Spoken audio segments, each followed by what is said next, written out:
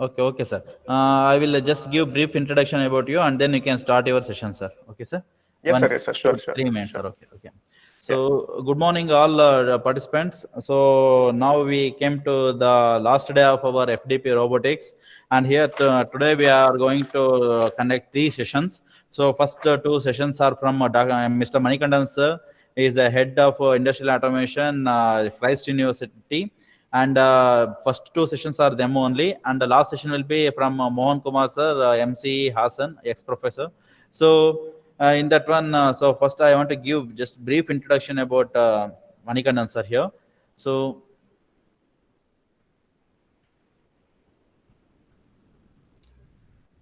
So today we are going to conduct 2 different sessions. One session 13, that is from 10 to 11:30, is on industrial automation and robotics, and session 14 is from 12 to 1:30, that is from open source softwares for learning automation. So these 2 sessions will be delivered by Mr. Manikandan P,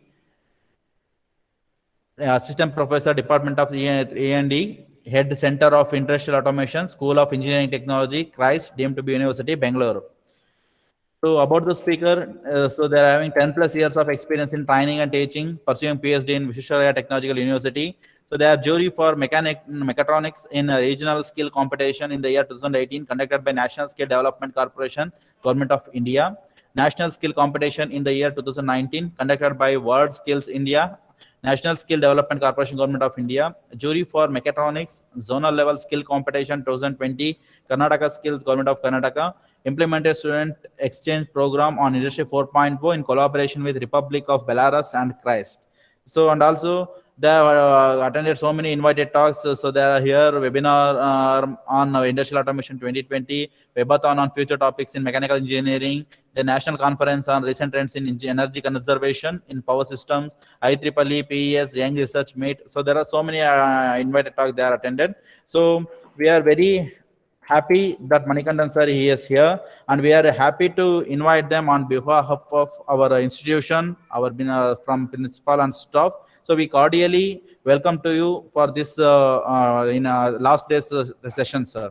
So we are cordially welcome to you this session, and also we hope this these 2 sessions will enlighten our information regarding the future of robotics and also the available softwares here.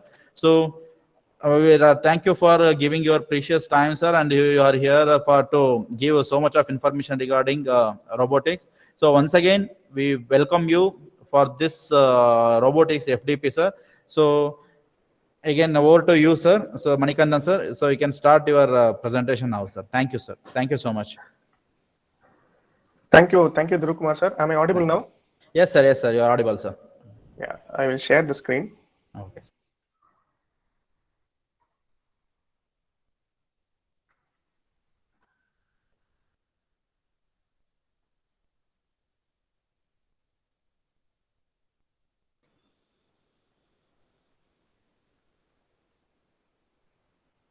My screen is visible, sir.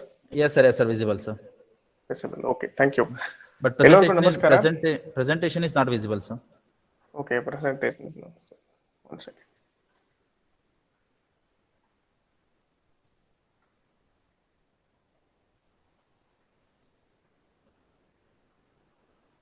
You can minimize the screen and check, sir. If you minimize it, will open, I think.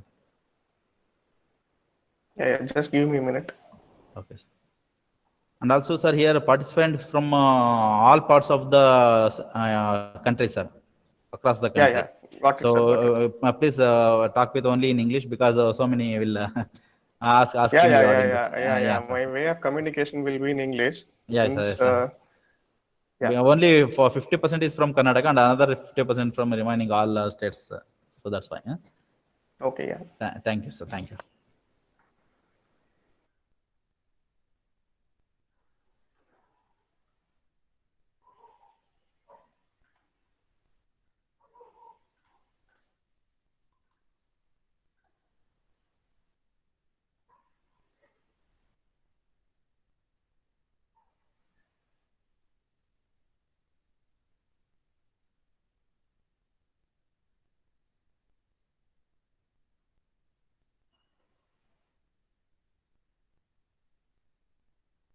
Is my screen visible, sir, now? Yes, sir. It's showing presentation Manikandan P Engineering Triple E only, sir. I'm not showing the PPT, sir. You can just minimize this Google Meet screen, sir, in your computer, sir.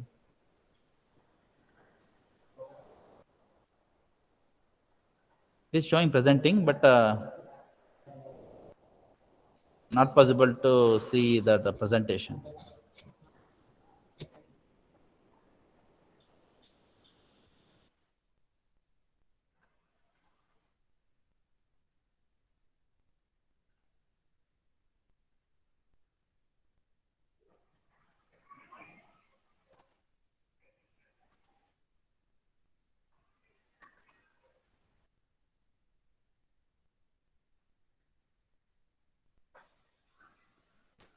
Yes, sir. Now it's visible, sir. Yeah. Thank you. Thank you. Thank you, sir. Thank you so much, sir. So good morning, everyone. Good morning, all the participants, faculties, research scholars, and PG scholars across India. I thank Dhruv Kumar sir for the wonderful introduction. Thank you, sir. Thank you for giving the opportunity for this knowledge sharing program. It's our pleasure, sir. Thank you. Yeah. So let me start with the presentation. So since sir has already introduced me, I will be talking on what is going to be dealt in this particular session.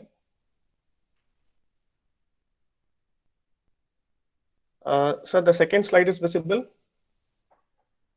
No, sir. No, sir. Only first one is visible now.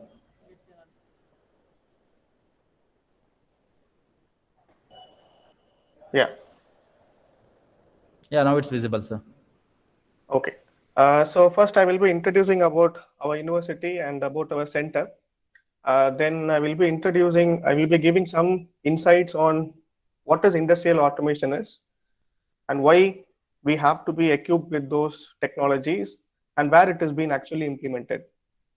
Then later on, what are the source involved in the sense like voltage or current? What is actually the source for industrial automation? I will be discussing on that. Then I will be discussing on sensors and the various types of walls. Maybe it may be a mechanical wall or it may be an electromechanical wall. And then I will be giving some introduction on the controllers, industrial controllers, and then communication protocols. Since I have been the jury for this skill competition, which is conducted across India, so India skill competition, we can say. So I will be just giving insights on skill competition. So most of the faculty members are from polytechnic institutes. So you can train your students and you can give some training for your students and make them to participate in the skill competition. So this will be the agenda for the session one.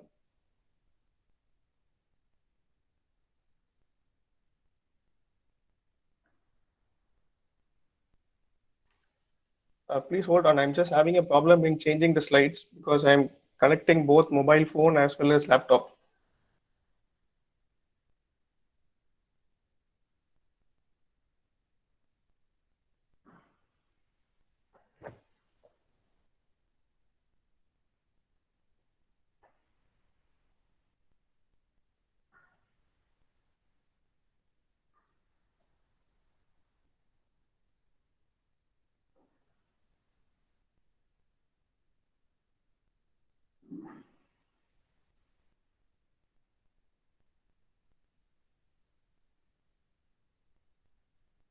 Excuse me, sir. Manikandan, sir. Yes, sir. Yes, sir. I One will just second. present here on my screen only. Just you can go on attacking so that I will change the slides here only, sir. Is it any Yeah, problem? no problem in that. You can just present, but there are some videos I have, so I will be playing in my screen then. Okay, sir. No problem. Yeah.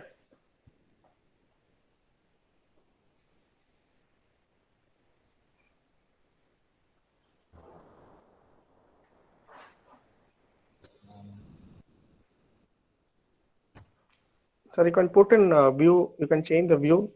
Yes, sir. Yes, sir. 1 minute, sir.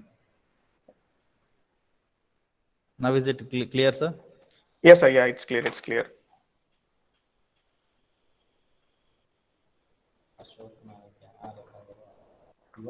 Okay, sir. Okay. Yeah. So let me introduce about my university, which I represent. So Christ deemed to be university, which was an educational vision of Saint Kuriakose Ilyas Chavra, who is an educationalist and a social reformer of 19th century in South India. So the university was established in 1969 as a Christ College. Then later on in the year 2008, according to the Section 3 of UGC Act, we have been declared as a deemed to be university. School of Engineering started in the year 2009 at Kengeri campus, which is in Bangalore, Mysore Road. And we have programs, UG, PG, PhD programs in CSE, IT, Civil, Mechanical, EC, EEE. So most of the streams we have. Next slide, sir.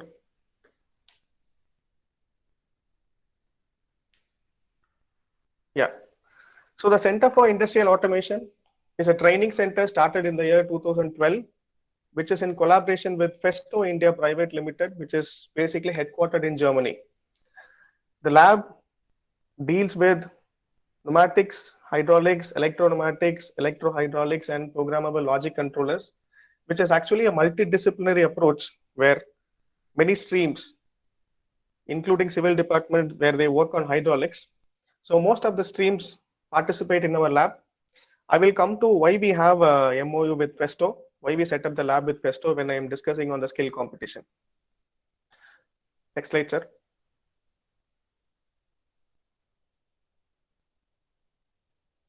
Yes. So the topic today is industrial automation.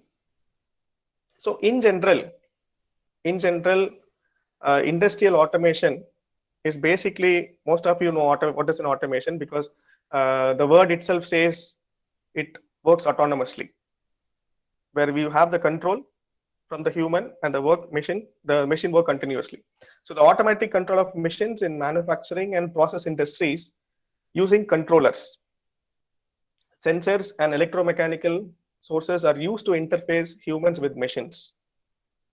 So this is about, in general, about industrial automation, where an industry or a manufacturing or a process plant will work autonomously based on the control what we give to the machine. So this is in short about industrial automation. Next slide, sir. And if you see here, I have shown some manufacturing plants and process industries. So what we have here is basically some robots, we can say. Okay. So these machines will do the operation what actually human have to do, like pick and place operation. Okay, these are some of the examples of an automated plant. It may be a manufacturing plant or it may be a processing plant. Next slide, sir. Okay, so I think for the past 4 days you are having session on robotics, and many of the speakers must have touched this topic: Industry 4.0, Industry 3.0, and Industry 2.0. Now, actually, we are in the transition mode.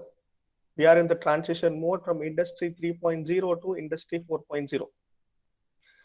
As you know, Industry 4.0 is going to be on the cloud.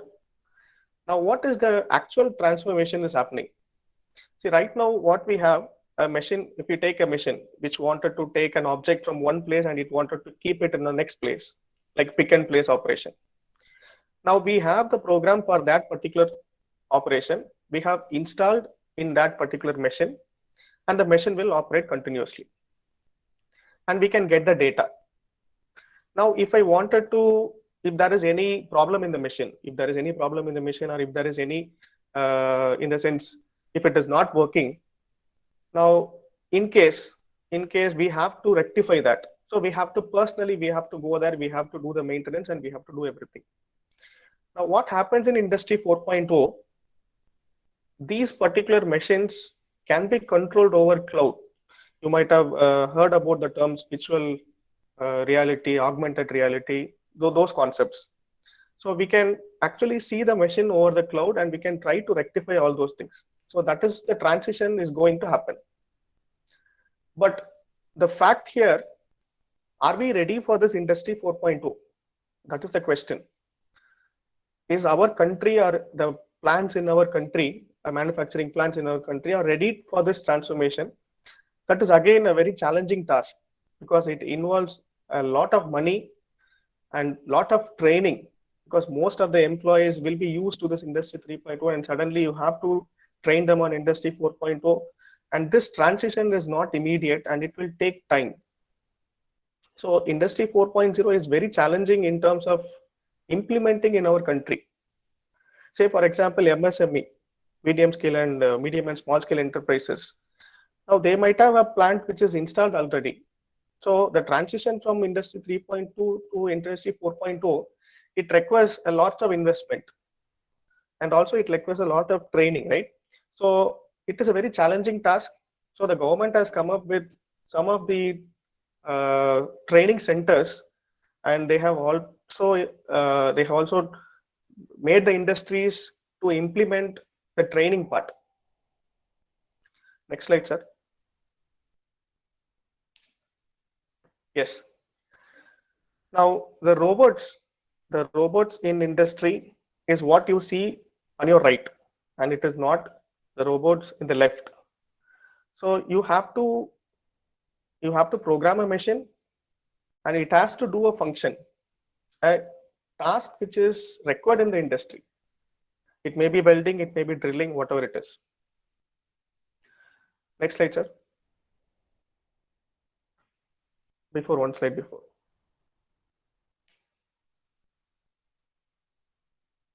Yeah. Now, if what kind of function it is required in an industry, say for example, we assume a manufacturing plant, or if you assume a process control plant, whatever the plant is, there are some basic operations which is required.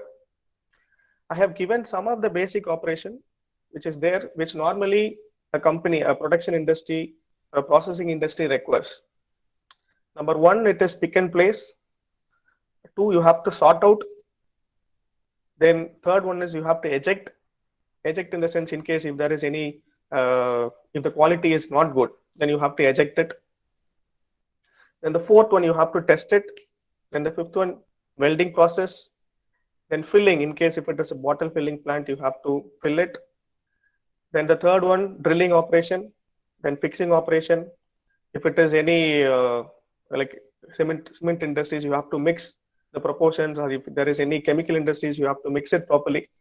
And counting, sealing, filtering. These are some of the basic operation which happens in an industry.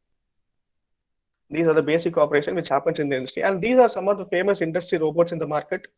We have Coco Robot, we have Pesto, we have ABB, we have, yes, so there are so many industrial robots. And these are some of the robots which are used by most of the industries. Okay. Now coming to the theme here, though it is an industrial automation, the topic is industrial automation, but what exactly happens there is the mechatronics is playing a major role, because now it is an interdisciplinary concept where you have electronics, where you have electrical, where you have mechanical things. So it is an interdisciplinary concept. So mechatronics is the theme for industrial automation. If you are an automation engineer, then you are actually a mechatronics engineer, or you should be a mechatronics engineer, so that you get the wide knowledge. Say, for example, if I have a sensor, okay, the sensor may not be an analog sensor. Okay, so you have electronic sensors available. So now how to communicate the sensor to the controller?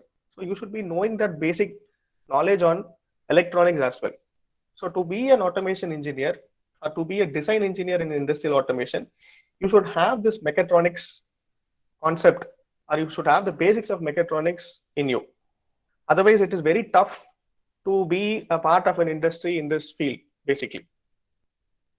And when I was going through the syllabus of the polytechnic colleges, and I could see some of the laboratories, like fluid power mechanics, fluid power laboratories, PLC, there are some exercise which is already available, but we can escalate them into a different level. So we can escalate them to what is actually happening, what is actually required.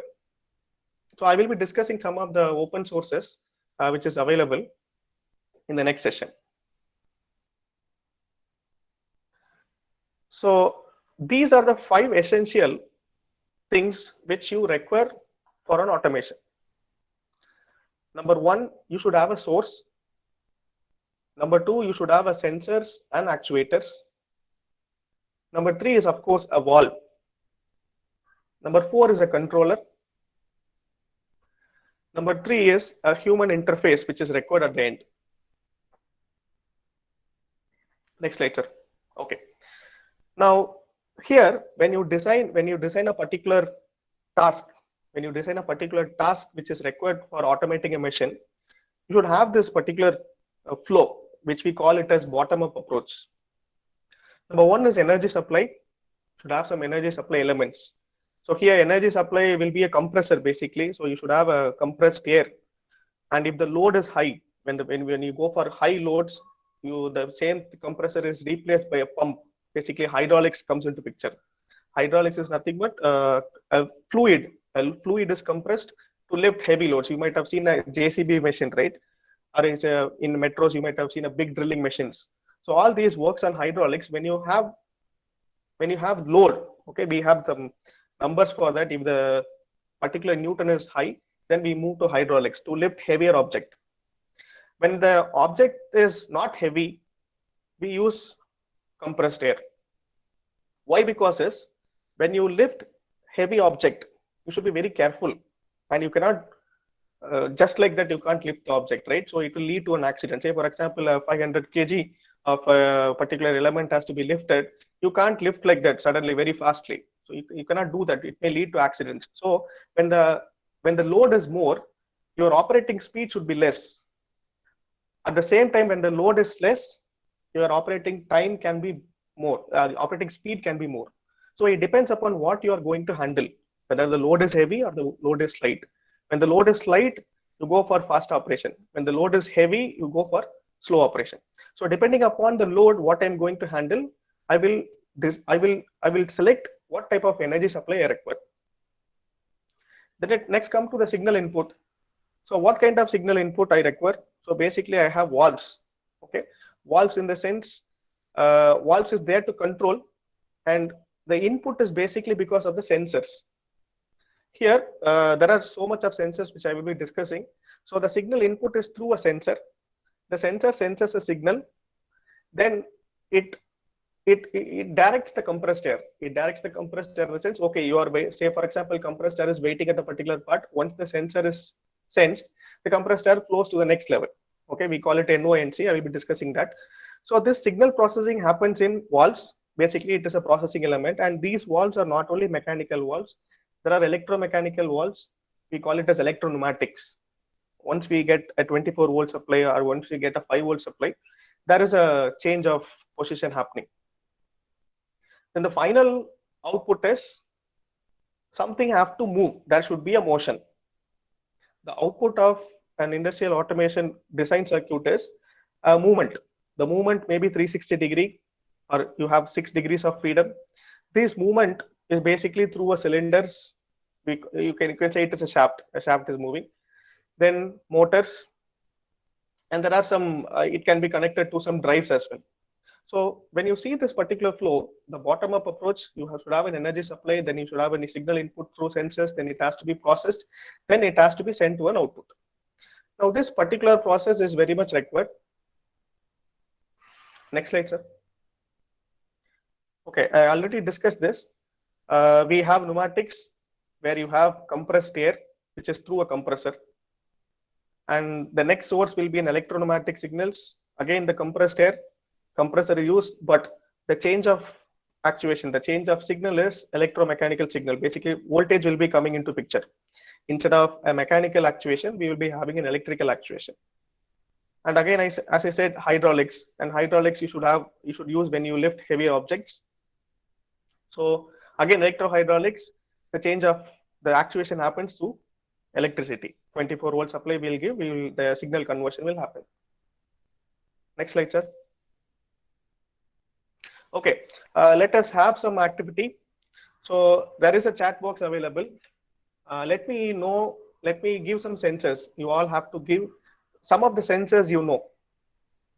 Some of the sensors which you apply, which you know, which is there in your lab, you can mention that. In the chat box, you can give your comments. Proximity sensor, okay.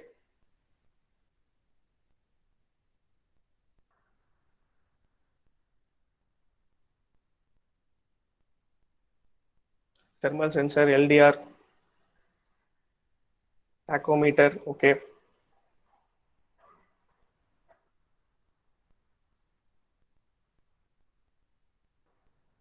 Fingerprint, pulse.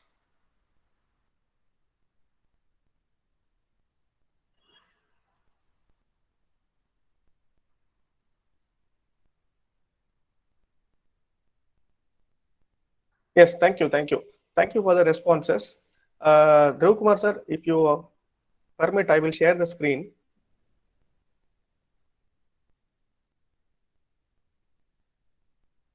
Yes, sir. Yes, sir. Yes, sir. You can, sir.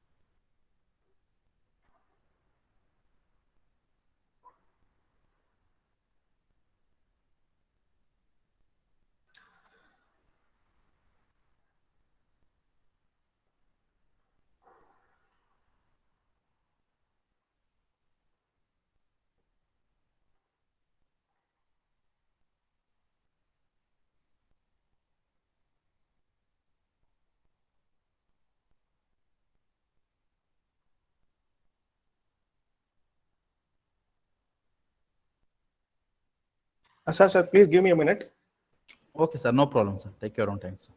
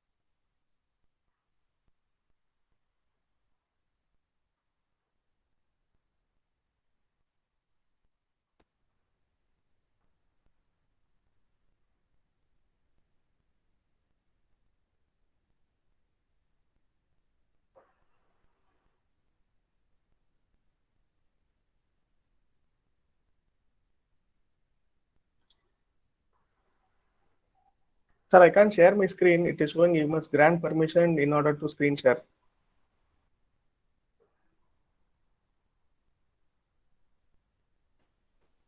I think you can present, sir, here. Because we don't have One any. second, I'll just log out and log in again. Okay, sir.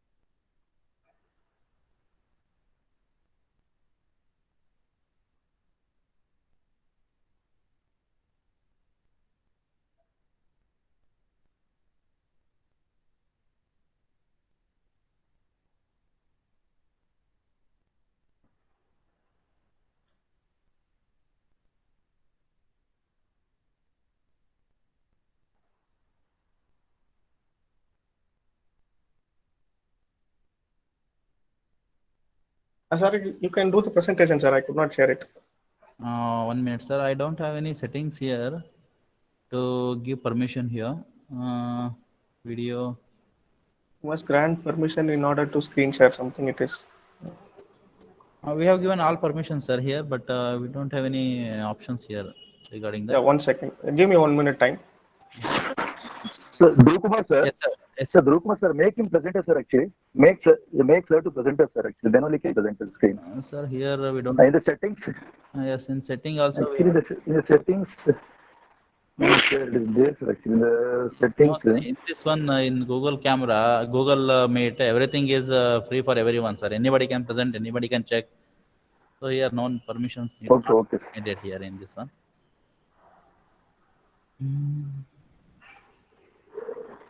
Manikandan, sir, If anybody, Yes, sir. Yeah. you can share that link to Google Drive that I will open here and play, sir. Okay. Okay. One In the second. meanwhile, it's a better option, sir. To my mail, if you share the link, I will play here, no problem. and one more thing, sir, anybody share the screen, then about like unable to, any other person cannot share, so there's another reason. If anybody tried a share screen option, Yes, sir. then he has to log out from this share screen, sir. Then only they can do it. Manikandan, sir, after you can once again that clear the caches in that Chrome, and then you can again join in, sir. That's a better thing. Okay. Okay. Okay. Sometimes it will work, sir, actually.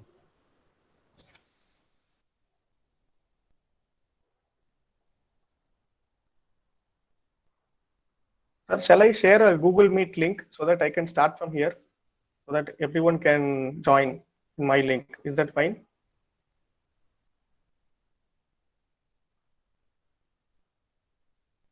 But we are taking attendance here also, sir, in Google Meet link. Oh, is it? Yeah, sir. Okay. And also for whole day, it is the same for all the persons. Yeah. Yeah. Got it. Got it.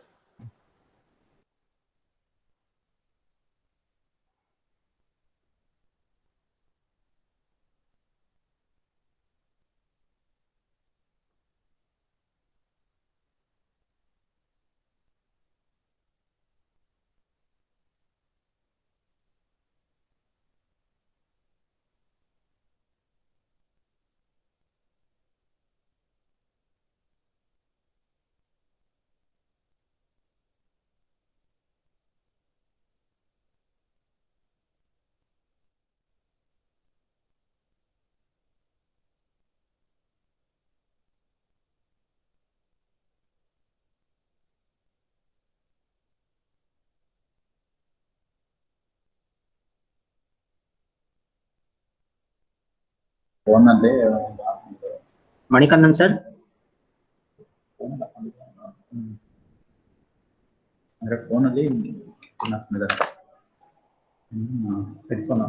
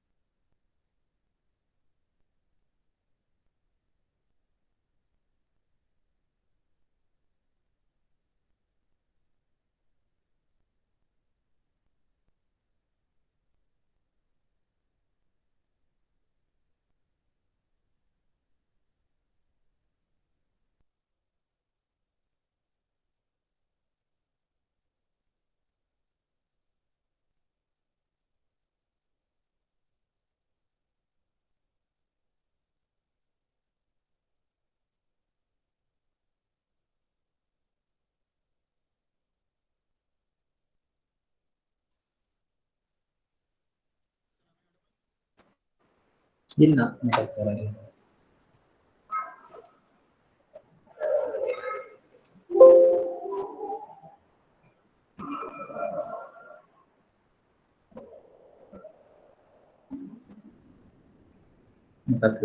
Present ಆಗಲಿಲ್ವಾ?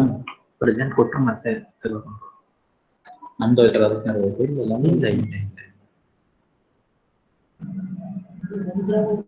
ನೋಡಿ ಬರುತ್ತೆ.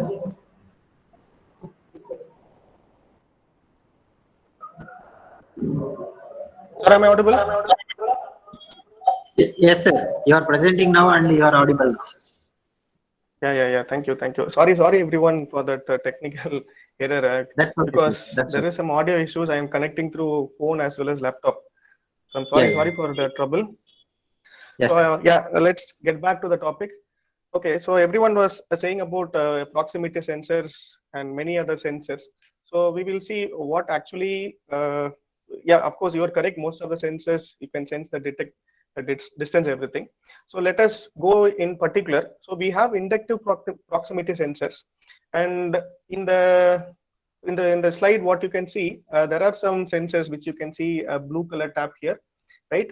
So this is basically an inductive sensors. You know inductances, right?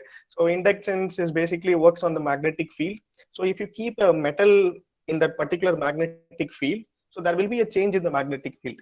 So when there is a change in the magnetic field, there will be a change in the current. So that particular change in the current is detected, and based on that, you will be getting the signal. So the sensor senses the metal object, and later on, what it does, it gives the control to the it gives a signal to the controller. So on the top, what you can see here is an electropneumatic valve. It is an electropneumatic valve. So in that electropneumatic valve, what you can see here is a red color wire as well as blue color wire. So red stands for 24 volt and the blue one stands for 0 volt.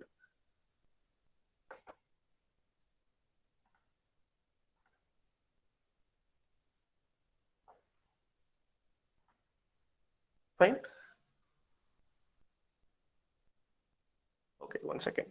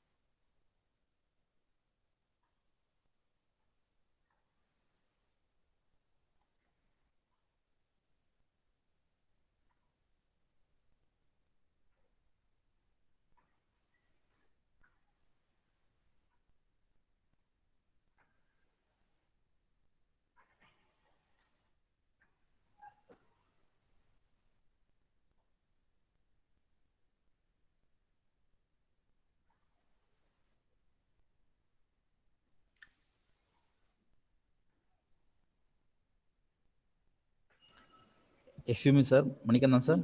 Yeah, 1 second. No problem, sir. First, you can finish off that PPT. Then in the end also you can play that one, sir, because next session also yours, so you have a lot of time to send Okay, got show it, the sir. report, sir.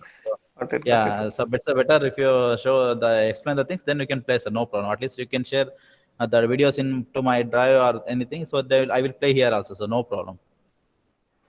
Okay, okay, sir. Okay, sir, you can start sharing your PPT. I'll complete it. Your PDF, you can start, sir.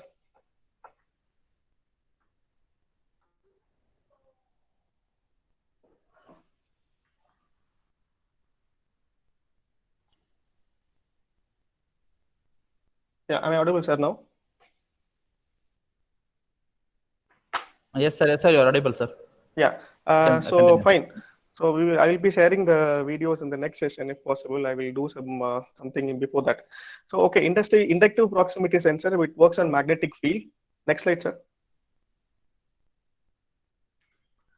Now here, this particular sensors will come in two categories. One will be the shielded sensor, another one will be the non-shielded sensor.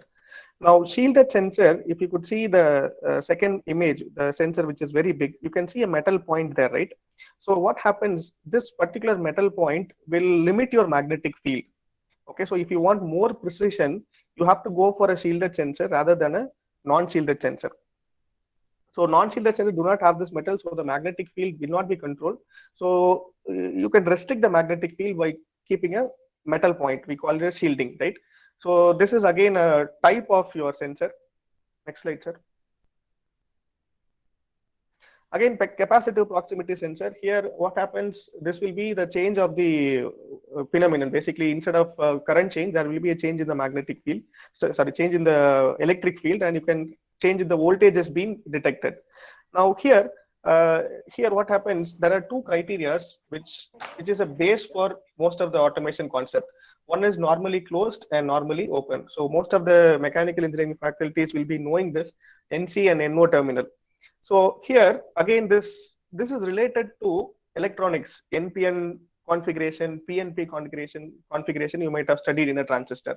So NPN PNP concept is nothing but NONC. It is related to NONC here. So output type will be NPN, so normally open. So if it is NPN configuration, see when the students are doing some project and they wanted to select some sensors, so when you just search a sensor in the Google, most of the technical specification will be like this. So what is our requirement? So based on that, we have to select the sensor. And if you want an NO sensor, which is normally open, then you have to go for an NPN type. And you can see the setting distance. The distance will be very limited, only 10.5 mm distance. So this is again a capacitive proximity sensor. We say it is a proximity sensor, but then there are types inside it, capacitive as well as inductive. Next slide, sir. Yeah, this I have explained. Let us skip this slide. Yes, the most famous sensors in an automation field will be this fiber optic sensor. You can see the very small sensing area. So in case if you have a scenario where you can't fix a sensor, where you have when you have only very less space to mount a sensor, you will go for fiber optic sensors, and these sensors are very sensitive. Okay, so the cables are very sensitive. In case if there is a slight deviation in the mechanical strength of that particular cable, you may not get the signal. So the fiber optic sensors are very sensitive, as well as it can detect most of the mechanical quantities like temperature, pressure, everything it can detect. But the thing is, it is more sensitive and it is very costly as well.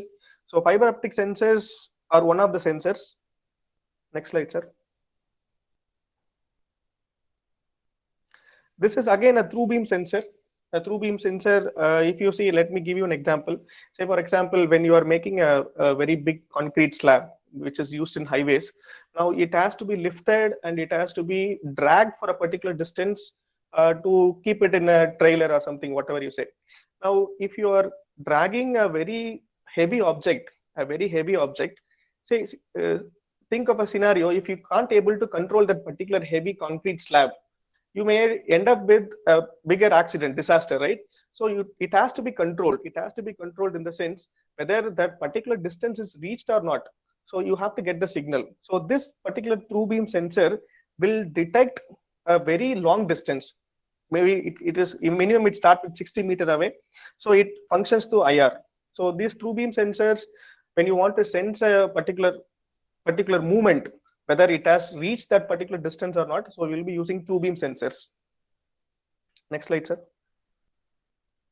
And this is again a flow meter sensor, so we can measure the flow of a liquid or a gas. Say for example, if there is any patient in ICU, how much oxygen is being flowing to that particular patient, that can be sensed. Of course, this is not that particular sensor. I'm giving an example. So these are the sensors which are used in actual industries where the power range. Say for example, here it is 3 liters per minute, and again the accuracy, everything is being mentioned. So these are again some of the sensors which an industry uses. Okay, so maybe in our laboratories we may have these type of sensors which is in a lower end, but when it comes to an automation to an industry, these are the actual sensors which is normally used. Next slide, sir. Yes. Now we got the sensor, right? Now we have a different type of sensors. What a sensor does, the sensor senses a signal. Maybe it is an analog signal. Then that particular analog signal should be converted to a digital signal. So then only my computer or my controller can understand, right? So that particular signal transformation happens, analog signals to digital signal. Or if you want to take an analog signal and do, you can do that. Now this analog signal is converted into a digital signal, and this digital signal is transferred to the controller in terms of voltage.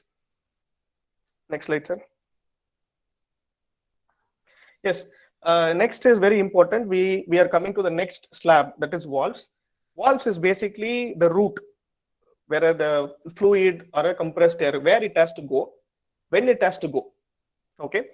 Say for example, if the sensor actuates, okay, if the sensor actuate, then the compressed air should flow. Otherwise, it should not flow.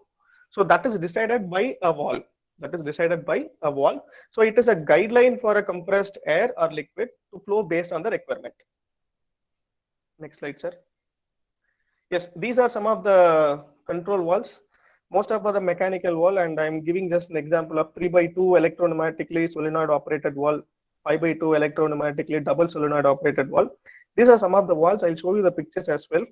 Next slide. Okay, this is a simple diagram. Most of you must have known this. A very simple diagram where you have a solenoid. You can see PRA, right? So P will be the pressure point where actually the compressed air flows, and R will be the exhaust.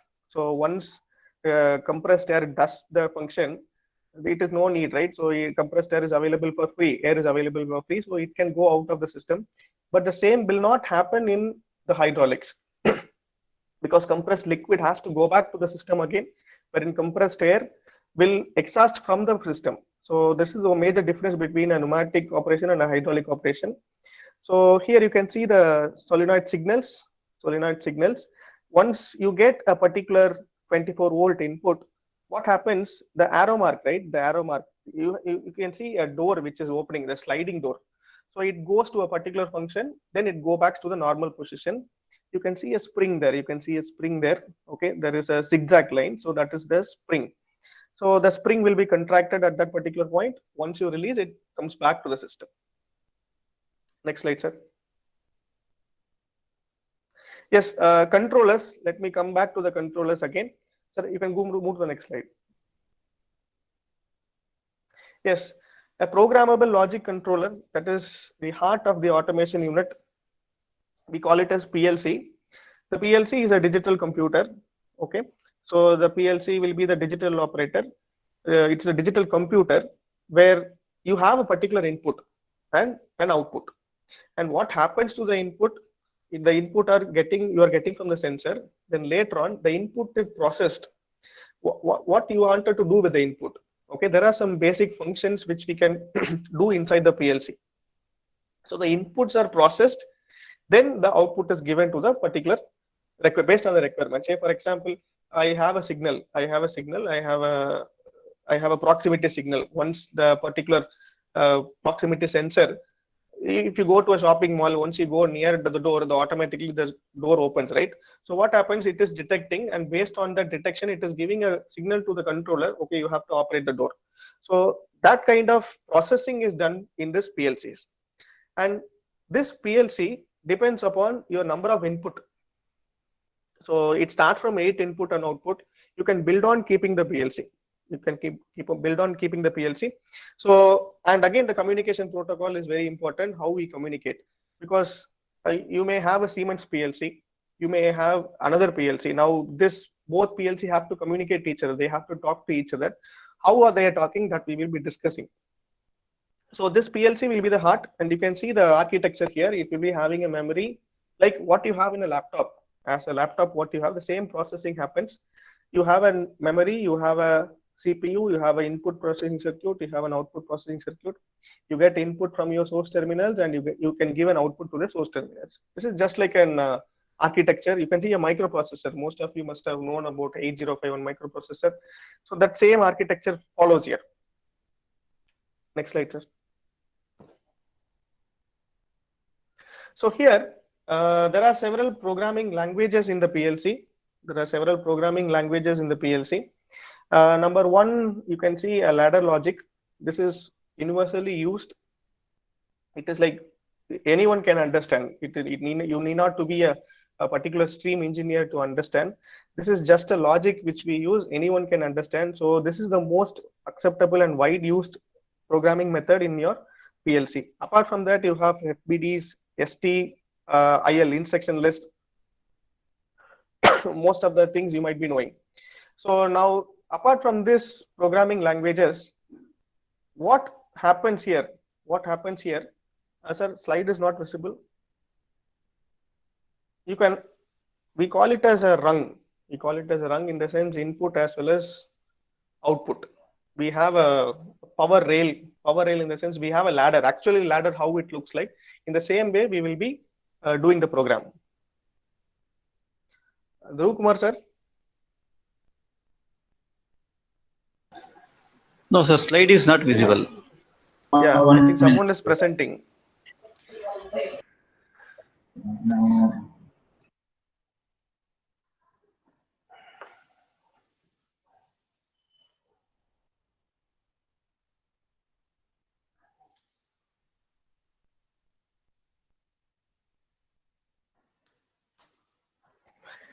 Yes, sir. Now it is visible. You can see the ladder logic, which is the most common language. It looks like a ladder. You keep on building the lines. You can keep on building the ladder based upon how many inputs and how many outputs we have. So in general, for academic purpose, most of us know this 4 input, 4 IOs and 8 IOs. So it goes up to 32 IOs. And number of inputs or outputs increases, your estimation cost will also increases. Next slide, sir. Yeah, this is what I have shown. There is an input, there is an output to the PLC, and you can see there is a power rail. Power rail in the sense, on your left hand side, there will be, we call it as a 24 volt. On your right hand side, let us say it is a 0 volt. Now what happens? The flow of signal, flows from higher potential to lower potential. Now, if you see the particular switch which is there is no connection. There is no connection between, it looks like a capacitor, right? Basically, so there is no connection. So what happens when the sensor senses a signal, this particular switch gets closed.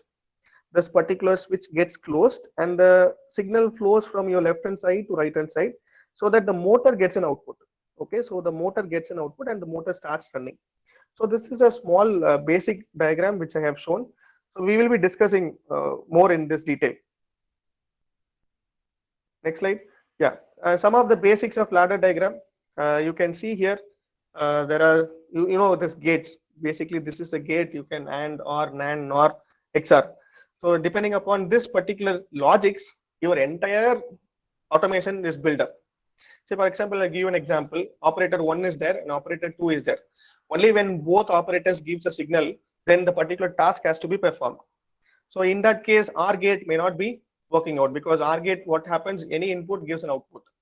Only in that case, AND gate, when both operators gives a signal, you get an output. So depending upon that particular logic gates, your entire system, entire PLC programming works. So this makes a layman to understand. So that is why I already told you, this is very important. It is most commonly used language, ladder logic programming. Next slide, sir. Some basic functions I will be explaining. I will be giving a demo. I'm trying to change my laptop. I will just see. Now, latching is interlocking, we can say. Interlocking in the sense, I will give you an example. So you have a switch, you have a push button. Say, for example, if I have a two-wheeler self-start. Now, when I press the self-start button, the engine starts running, right? When I release the button, the engine is not getting turned off. It's still running. But in case of, let us consider a switch, we are switching on a fan. Now, when you press the switch, the switch should be in that position. Then only your fan will run. Otherwise, it will not run. So that is the difference between a switch and the push button. So we will be doing the same analogy in the programming. We call it as an interlocking circuit or latch circuit.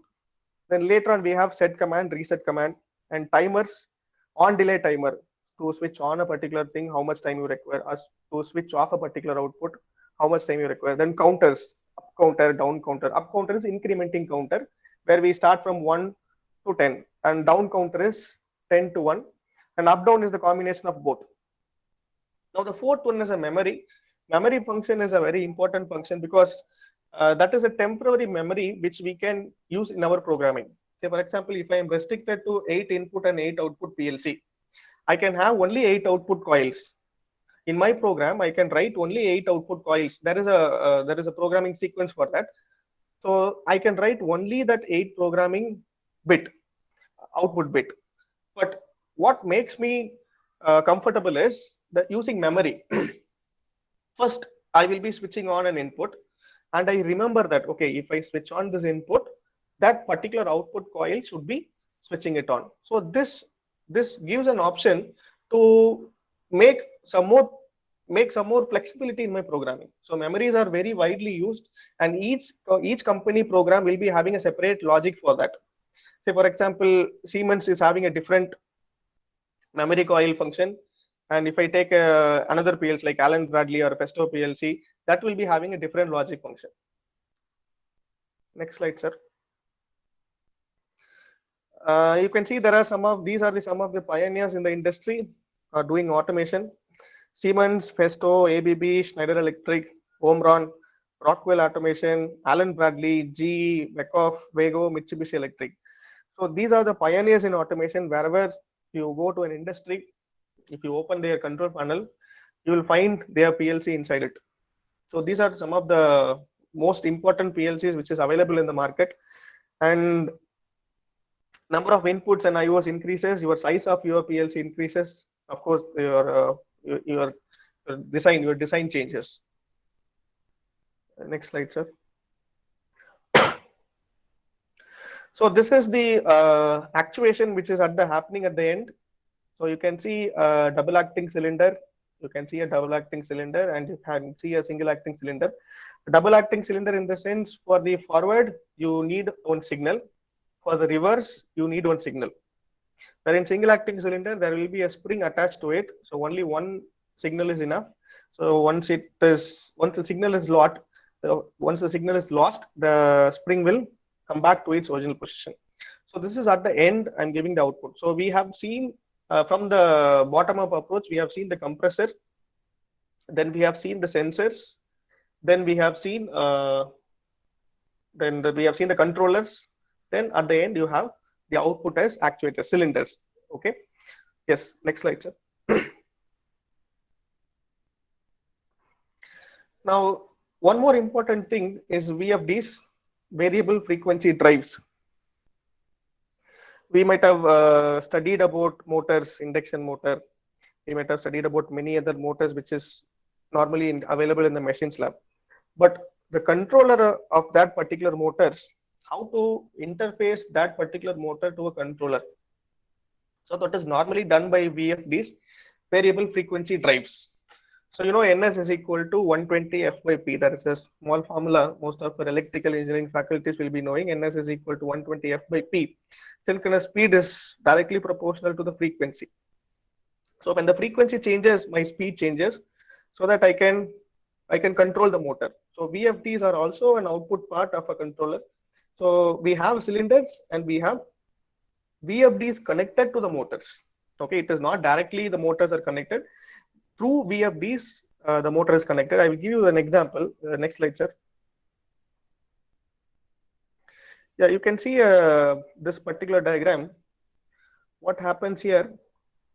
First, initially, the first diagram, the top diagram, you can see initially there is a requirement of higher output. There is a requirement of higher output. So you can see the flow of water. You can see the flow of water is more. In the next diagram, the requirement is less. The flow control valve is restricting the flow. So immediately what happens based on the sensor signal stating that my flow is less. So I have to restrict my input. So this particular thing is done by VFDs. So the control is through a PLC. So the PLC is connected to a VFD through an RS-232 signal. Then VFDs, then it is connected to motors. So this is the way you can connect or you can interface an electrical equipment to your controllers. Next slide, sir. Yes, communication protocol. Now, how to connect everything? We cannot have a normal phase and neutral, but we should have a communication cable. The communication cable is different. So the communication protocol plays a crucial role. One way of communication or one way of, say, for example, if most of the PLCs have this extension modules, if you wanted to extend, say, for example, if an industry is started initially, then they have to extend their process. So now they have to extend their control as well. So in that case, they will be going for the next design criteria. So maybe this time they wanted to invest in a high quality equipment. So they may change your PLC. So now this PLC and that PLC have to communicate, and this communication happens between several protocols. If it is the same PLC, you can connect extension modules. If that is the same PLC, say for example, Siemens is connecting to Siemens, you can have an extension modules which you can easily connect it. But when you wanted to interface in another PLC, you have to concentrate on your communication cable. Then after that only your machines can talk to each other. Next slide, sir. Yes, a little bit on communication. RS-232, if you see a LAN cable, RS-232, you can see. Now the second one is RS-485.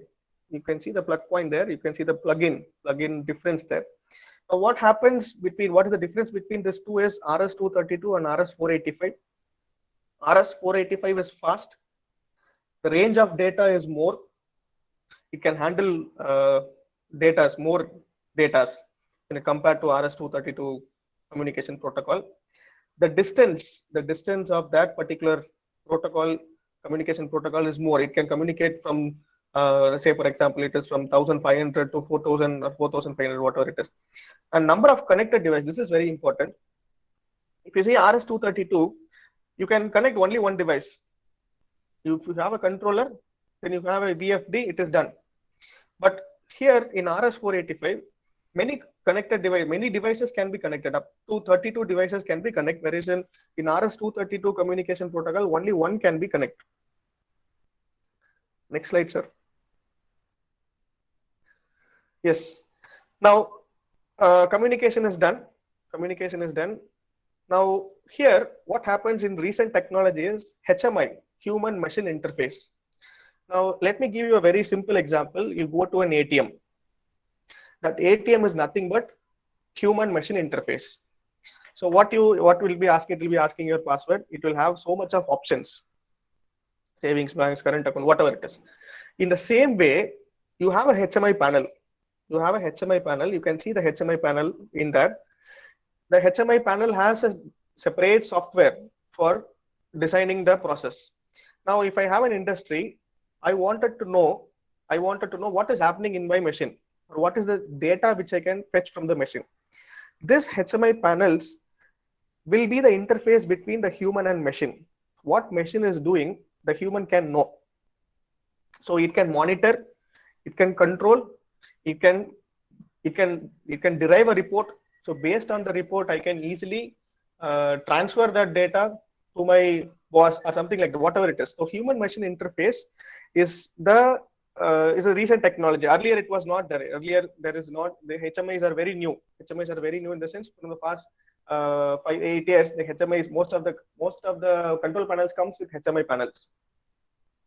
Again, this HMI programming is a very much required skill for an automation engineer. Next slide, sir. Yes, these are again some of the recent or some of the communication protocols apart from RS-232 and RS-485. Apart from this communication cable, which are very basic, when you have a high network, when you have many number of devices coming in your process automation, these are some of the technologies which is used.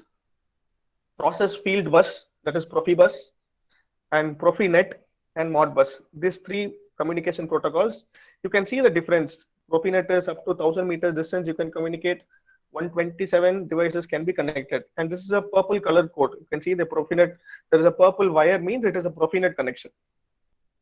Profibus, again, it has a unique device name, it has an IP address, it has a MAC address. So device name is unique, but in case of process field bus, you have the unique device name, where in Profinet you don't have a unique device name. Then the third one is Modbus. Modbus is related to SCADA, supervisory control and data acquisition system. Most of you must have known it. It works on master-slave concept. It works on master-slave concept. It uses RS-232, RS-485, and other Ethernet function. So this is the major communication protocol which we have. I've given you the example. So this is how the communication happens between the PLC and your HMI panels. Yes, again, this is master, slave 1, slave 2, slave 3. You can see different processes. Each process is different. One is you have a motor, other one is you have a valve. So, but the processes are different, but it is controlled by one master. So this is actually happens in Modbus communication. Next slide, sir. Okay, so let me give you some insights. So our industrial automation, the basics is over. So whatever I could deliver, I have delivered it. Now, what a student can do, in his 3 years of career. So there is an opportunity which is given by the government, NSDC, National Skill Development Corporation. So they have been conducting the skill competition. So this particular skill competition, what it is, I will explain you. So this World Skills happens after the Second World War, where we lost most of the human resources, and we wanted to build the skills. When we wanted to build the skill and when we wanted to get human resources, this particular competition started. This particular competition started by a person called Francisco Albert Vidal, who started this skill competition in Spain. And in 1950, it was started. So this was the skill competition, it got started. Next slide, sir.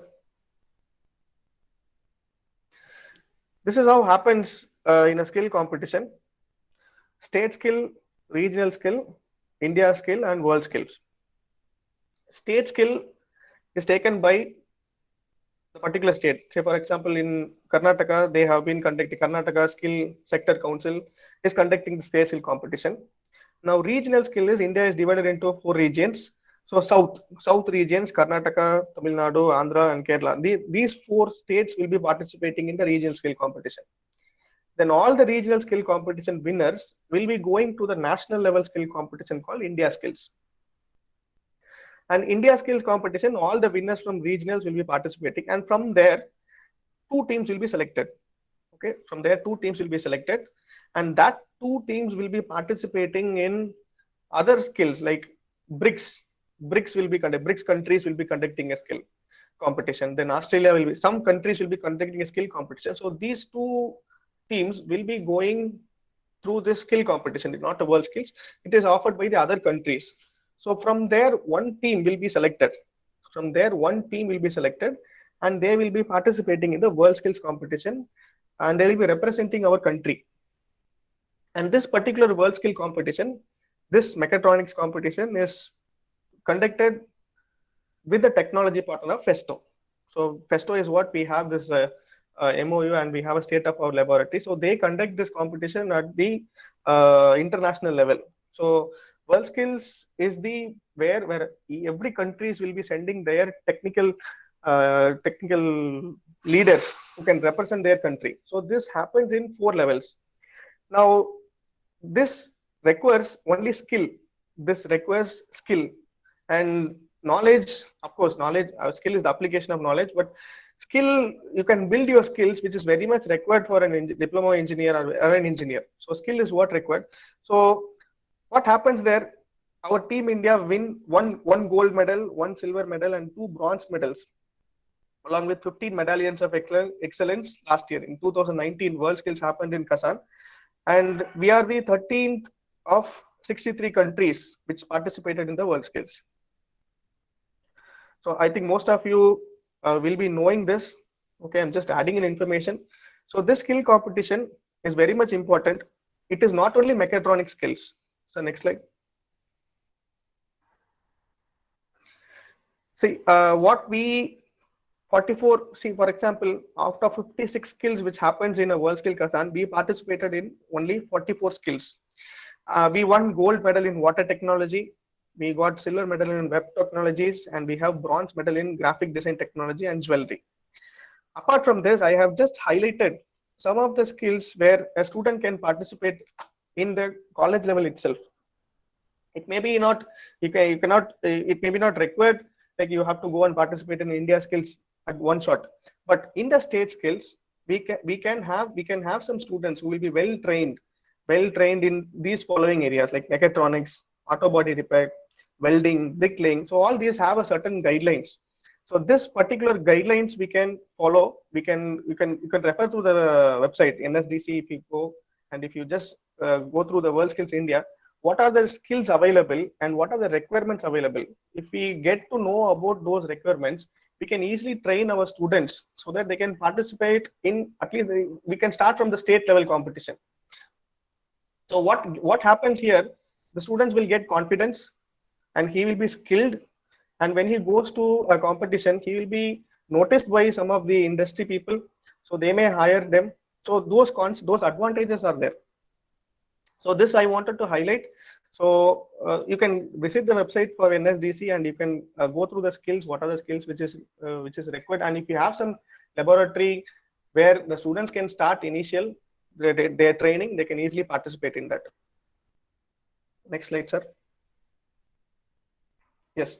Actually, I have some of the updated presentation, but I could not present it. But I will be changing my laptop now. I will be trying to presenting those in the next session. So I can take up some questions of next 10-15 minutes.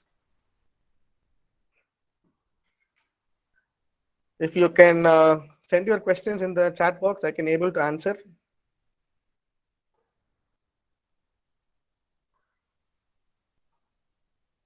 Sir, am I audible? Yes, sir. Yes, sir. You are audible, sir. Yeah.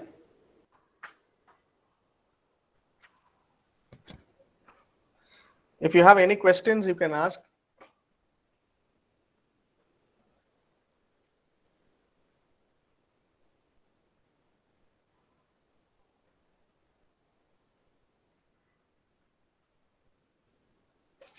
How is the robotics and automation in future modify the world? Sir, I understand your question. Yes, sir. As you told, in future, it is always a challenging, because I have already told you the transformation for industrial 3.0 to industry 4.0. I think it is very challenging, and the required skill set, on the resources, human resources. So that transition will be always challenging. And again, the investment, because see, industry 4.0, we can say just like that, we can say industry 4.0. But see, now what I'm having a sensor. Now that particular sensor I have to change, and I have to have a sensor which communicates through cloud. So the entire technology is going to be changed. So as a developing country, so we have to think whether this transformation is very easy or it is difficult, and what are the skill set which we have to give it to students. I have given you, sir, one example I have given you, HMI, this human machine interface programming, that is actually required. But how we take this to the students, HMI program, because there are some training centers available. They will be delivering this HMI programming, everything. But that particular technology, whether are we implementing? So that is again a challenge. Now it is for students. Now those who are working, those who are already working in industry, now they have to be equipped with that particular technology. So again, it is a challenging. So yes, human jobless. Yes, sir. There is a possibility. If you search in the internet, there is a there is some strategy which is there where some percentage around 40 to 42 percentage around 20, 30. There is a problem of this automation, of course.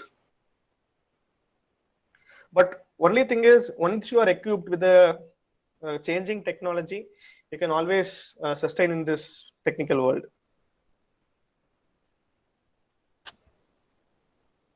Any other questions?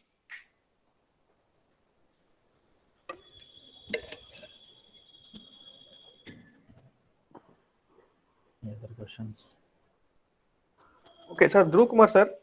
Yes, sir. Yes, sir. Sir, what I can do, I will just change my laptop. Okay, I will sir. get one of my friend's laptop. I told him to get it. I will change the laptop and Yes, I will try to present the content which I have missed out, because I have exactly planned for 1.5 hours. Okay, So sir. No, I will be presenting the missed content. So we may leave now and we can join 10 minutes early, sir. If you give me time, I can do that. okay, okay, sir. No problem. We will join back. Come back at again for 11:50, sir. No problem. Yeah, 11:50. If you join by the time, I can complete this process. No problem, sir. No problem, sir. Thank you. Yeah. Thank you, sir. Sorry for the trouble. I will be coming back. I will try to try my level best to give the inputs. No Thank problem, you sir. all. In the virtual teaching, it is all common mistake problem, sir. No problem. No need to worry. Yeah, fine, fine, fine. So I request all the participants again to join before 11:50 a.m. so that remaining another session will be conducted by again Manikandan sir only, and also they are trying to present so many videos regarding that one. So hopefully we will get everything is better. So I request all the participants to get back again at 11:50 a.m. Thank you. Thank you all.